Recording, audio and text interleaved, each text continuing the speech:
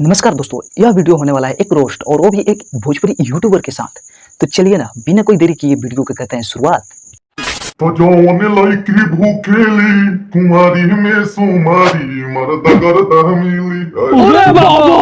भाई जैसे हम पूछना चाहते हैं कि आपका कुत्ते जैसा भौंकना सुने कि पवन सिंह के गाना सुने। ना पहले आप क्लियर कर दीजिए। है आशुतोष तिवारी जी राइटर है तो आपको पता है कि कुछ नया नहीं मिलेगा। क्या बोला तूने? फिर से जरा बोलना। है आशुतोष तिवारी जी राइटर है तो आपको पता है कि कुछ नया नहीं मिलेगा। क्या बात है? तोबा तोबा, थारा मूड खराब कर दिया।